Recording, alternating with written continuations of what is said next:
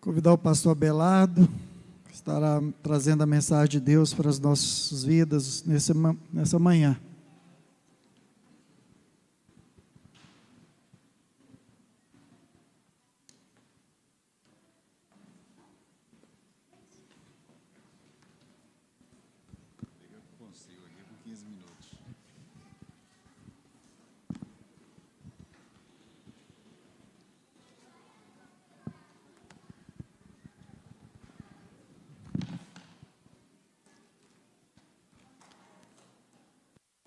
Saúdo a todos nesta manhã com a graça e a paz do Senhor Jesus Cristo. Quero convidar os irmãos para abrir a Bíblia em Lucas capítulo 11. Lucas capítulo 11. E queria meditar um pouco com os irmãos nesta manhã sobre oração. O tema poderia ser a oração como Jesus orava e ensinava. Mas eu estou querendo dar uma ênfase maior na transição da prática da oração que aconteceu durante o ministério de Jesus, uma transição que os discípulos perceberam e levou eles então a pedir a Jesus que lhes ensinasse a orar como João Batista ensinou os seus discípulos.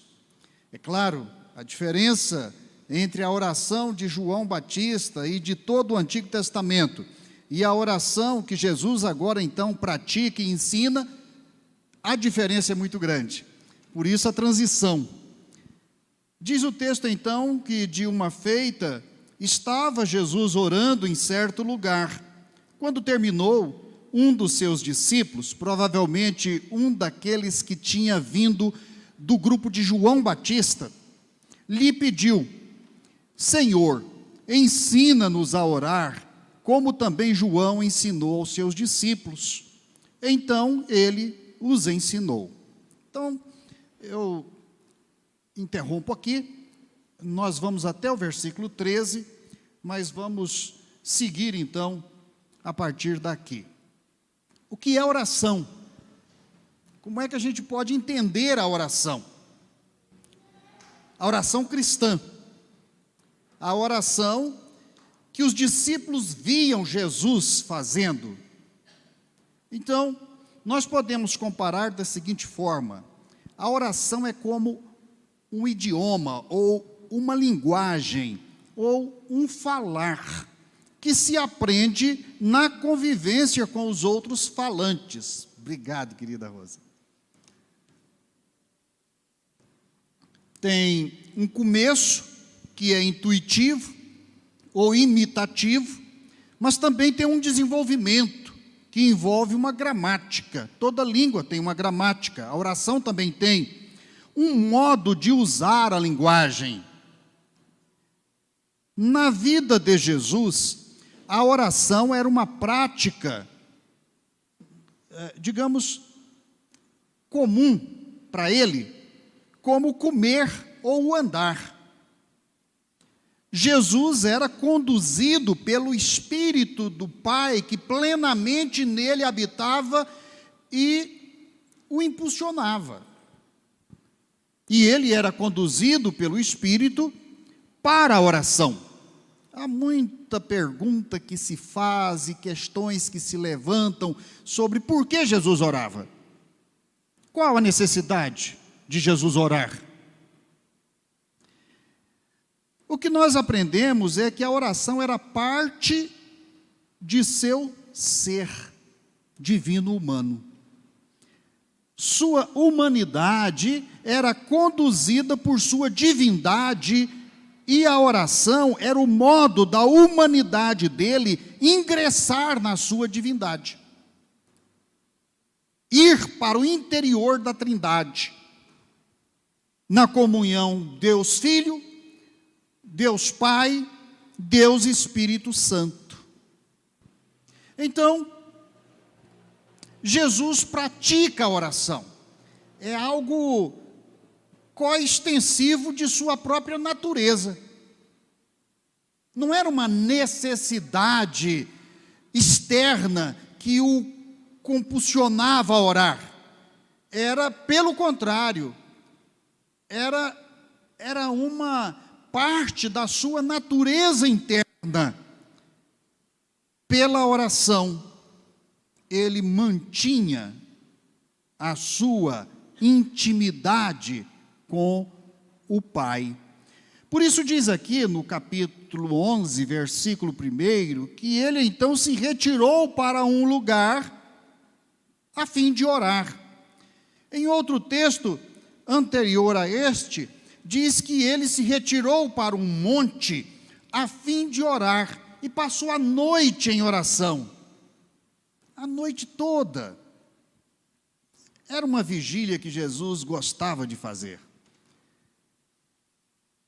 Esta vigília de Jesus está relacionada, sem dúvida, com aquela outra, o retiro dele no deserto, por 40 dias e 40 noites depois do seu batismo, que marca o início do seu ministério. Ou seja, o ministério de Jesus é um ministério, vamos usar uma palavra aqui no gerúndio, né? Um ministério orante, que era de fato expresso através da oração, que glorificava o nome do Pai. A oração, segundo o Evangelho de Lucas, era uma prática muitas vezes solitária de Jesus. E este é um exemplo para os crentes e discípulos de Jesus, de que a oração na nossa vida, muitas vezes será também um exercício solitário.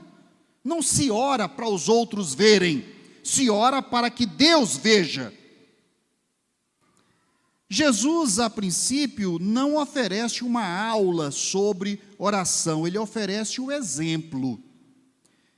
Atendendo o pedido, então, desses discípulos, ele lhes deu um ensino, que é uma palavra técnica nos evangelhos, a gente chama didaquê, é uma palavra técnica, para indicar a doutrina, digamos, o ensino de Jesus a respeito de determinado aspecto da vida, ou conceito relacionado com a sua vida, ou com a natureza de Deus e da sua obra, do seu reino. Então ele atendeu os seus discípulos, e ele não lhes deu, digamos, um novo salmo para ser recitado. Esta era a prática comum entre os hebreus, a recitação. Pelo contrário, Jesus falou de uma forma a colocar a oração em um contexto circunstancial, e colocou a oração na categoria da relação pessoal e cotidiana com Deus. Qual foi então o ensino de Jesus? Eu ia gastar um pouco de tempo aqui falando a respeito do ensino de João, para fazer o contraste com o ensino de Jesus, mas nós não temos tempo para isso hoje. Os discípulos, na verdade, querem aprender a orar à luz do novo tempo que Jesus trouxe, o tempo da graça, do jubileu, do novo Israel.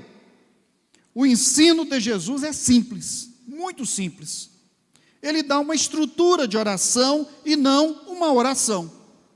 Parece contraditório. Como é que ele vai ensinar sobre oração e não ensina uma oração? É claro, a igreja sempre aprendeu a recitar a oração do Pai Nosso. Em cultos ecumênicos, por exemplo, a primeira coisa que se pede é uma oração comunitária, que é a oração do Pai Nosso, assim chamada, não é? Mas Jesus não ensinou esta oração com o objetivo dela substituir a oração. A oração do Pai Nosso é uma estrutura que ele nos oferece. O ensino de Jesus, portanto, é muito simples. E esta simplicidade é, na verdade, o que retrata esta transição daquele mundo formalístico, daquelas orações litúrgicas e recitativas, para essa nova forma de orar. Ele ensina, na verdade, a entrar na oração, e não a recitar alguma coisa. entrar na oração e ser sempre confiante em quem pode ouvir e responder os nossos pedidos. É isto que vai acontecer aqui no capítulo 11, não é? A oração agora, ela sai da linguagem litúrgica, muitas vezes a linguagem política, para a doméstica, para o pessoal, o subjetivo, o íntimo. Sai, portanto, do formalismo para a linguagem do Pai. A oração rompe com o ritualismo do templo e vai para a rua, para o monte, para os vales, para o interior da casa. Sai daquele esquema de hora marcada que os judeus tinham para orar, e mantém isso até hoje, os islâmicos também. Sai, portanto, da hora marcada para o improviso, o imprevisível. Qualquer hora é hora. E qual a estrutura, então, que Jesus dá aos seus discípulos? A estrutura, ela pode ser entendida através de uma divisão natural desta oração que Jesus aqui dá como modelo, não é? Quando orardes, dizei. Então aí, dentro destes 3 versículos da oração, nós podemos destacar primeiro a invocação, depois o aspecto estrutural da oração, onde nós vamos encontrar 5 elementos essenciais da oração.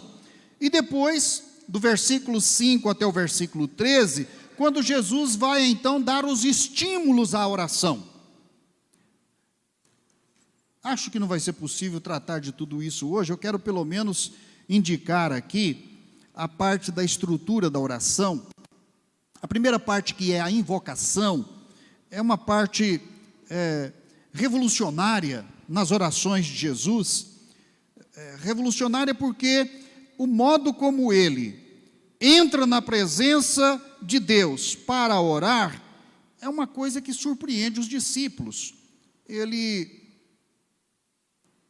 trata a oração como uma relação entre pai e filho.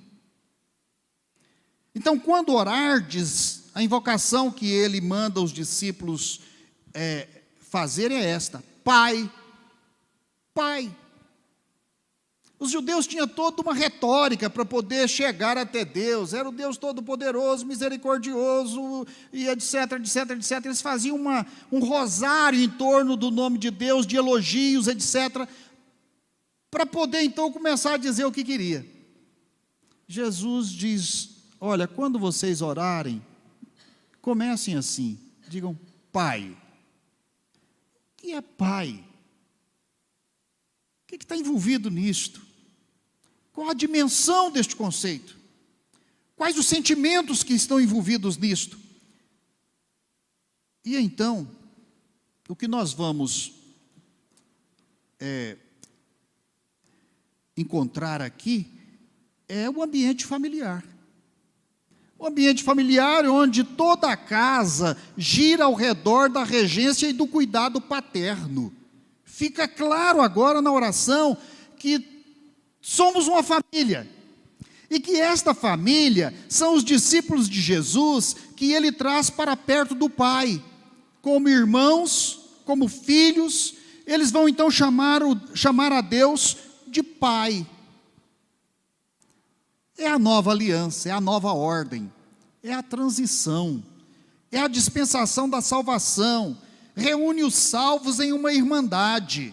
Desde o começo, os discípulos chamavam uns aos outros de irmão. É o irmão Paulo, é o irmão Pedro, é o irmão Barnabé. Então é uma irmandade. E assim é que, neste contexto familiar, caseiro, doméstico, é que Jesus então diz aos seus discípulos: vocês estão sendo agora conduzidos ao Pai.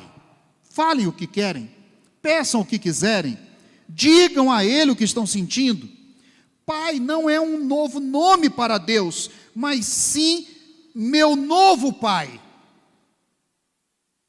Inaugurou um novo tempo na vida do crente. Ele começa a ter uma relação nova com Deus. E essa relação nova com Deus é a relação com o seu novo Pai. Pai não é, portanto, um novo nome para Deus. É o meu novo Pai.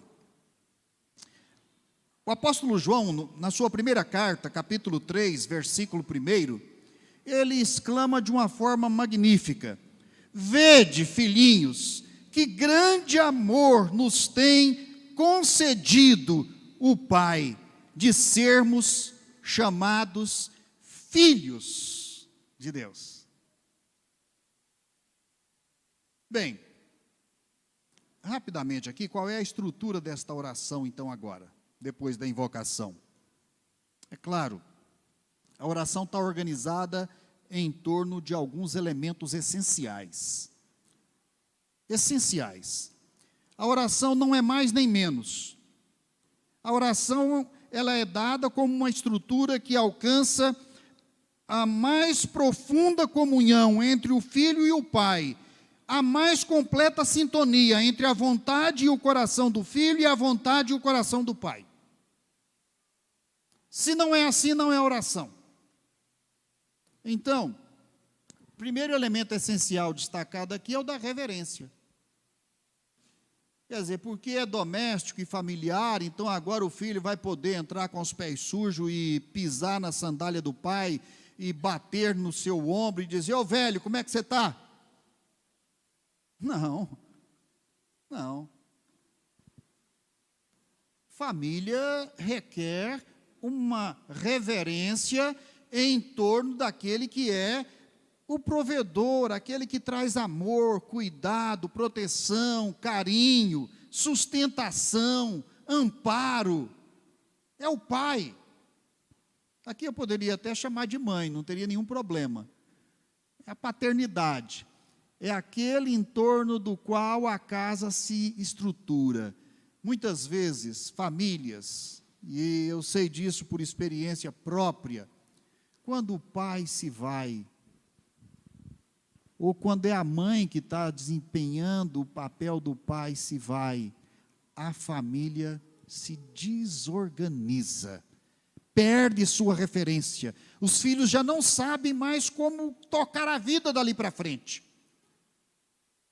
Porque há algo essencial aí, algo de grande reverência aí, uma perda insubstituível aí. Então, Jesus ensina os discípulos esta reverência. Reverência diante do nome. O nome que identifica aquele que é a razão de ser de todas as coisas. E que Jesus, então, chama de Pai. Reverência e santidade diante do único nome. E ele diz: quando orardes, dizei: santificado seja o teu nome.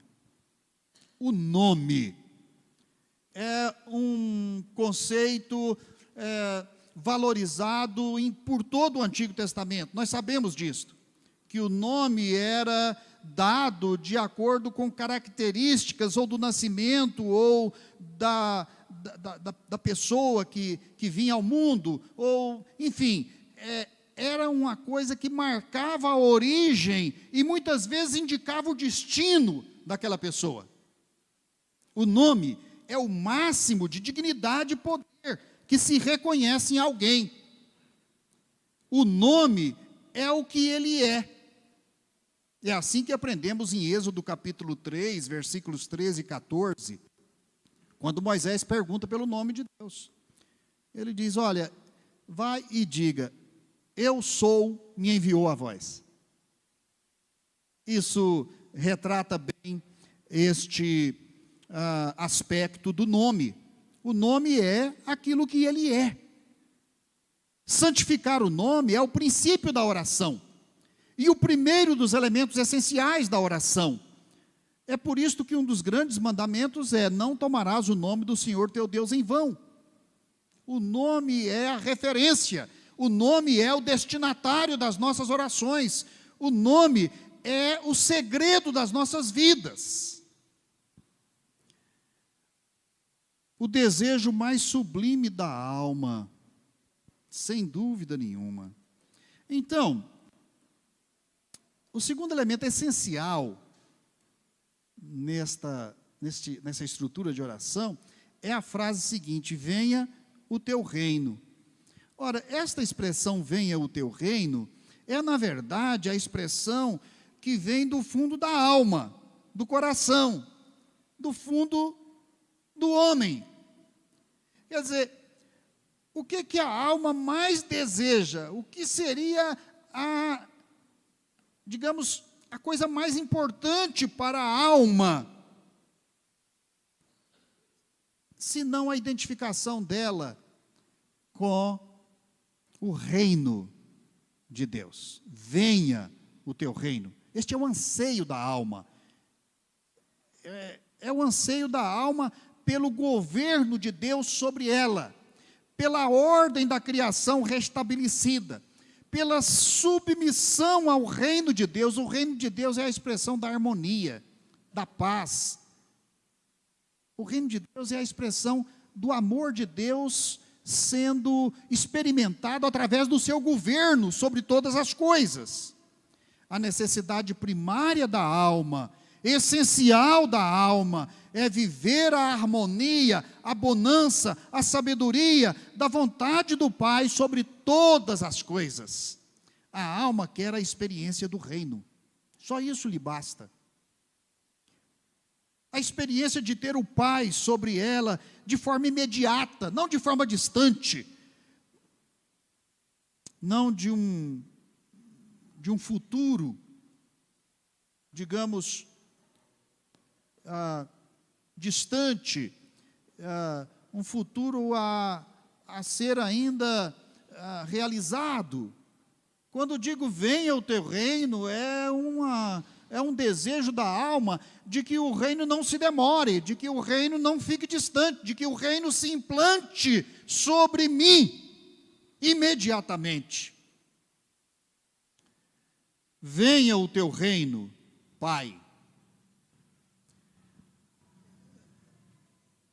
O terceiro elemento essencial desta estrutura de oração vem a seguir: o pão nosso cotidiano dá-nos de dia em dia. Esta expressão é muito interessante. Várias vezes eu tenho lido esta oração e esta expressão cada vez me diz algo novo. Pão de cada dia. Qual é o significado disto? Este terceiro elemento essencial coloca em evidência o corpo. Nós temos a tendência de subestimar a influência que o corpo tem sobre nós, da importância do corpo. As religiões maltratam o corpo, os vícios do mundo maltratam o corpo sofre, é desprezado. O corpo do ser humano, o corpo do crente, o corpo do discípulo, o nosso corpo terreno, precisa de quê? Aqui, na oração, ele precisa de alimento, ele precisa de saúde, de vida. O pão é uma oração sublime, não tem coisa mais humana do que pedir por pão. Quantas pessoas não têm? Quantas pessoas passam fome? Então a realidade da carência de pão, ela choca o sentimento do coração humano. É triste. Orar pelo pão cotidiano nos lembra que somos carne mortal. Isso é fundamental. Ninguém deveria iniciar uma oração sem lembrar antes que ele é mortal, ele é carne, ele é frágil, e ele está orando exatamente por causa disto. Porque ele é carne, porque ele é frágil. E isto desperta nele a necessidade de buscar um Deus que possa satisfazer as suas necessidades. Pedir pão ao Pai é pedir vida. Pão cotidiano lembra que nossa vida é contada pelo tempo, não pela eternidade. E é o tempo de um dia após o outro, e que cada dia é, na verdade, dádiva de Deus. Nossos dias são contados por Ele, segundo a Bíblia. Vivemos em uma unidade. Não é só a alma que clama Pai, é o corpo que clama pão. Nada mais concreto e pessoal que o corpo, que agora na oração é santificado e atendido pelo Pai. Não só o espiritual, mas também o corporal. Paulo diz que o nosso corpo é o templo do Espírito Santo. Nós não podemos ser dicotomistas, porque nós cremos na ressurreição. E o nosso corpo não é para ser desprezível, é para ser redimido. O nosso corpo não é para ser entregue aos prazeres e ao pecado, é para ser santificado. O nosso corpo também é para Deus.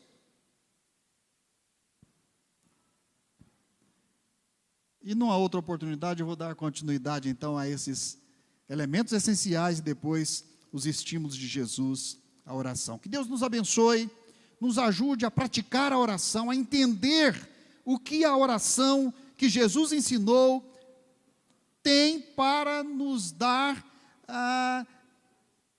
digamos, de crescimento na vida cristã. A busca da intimidade com o Pai.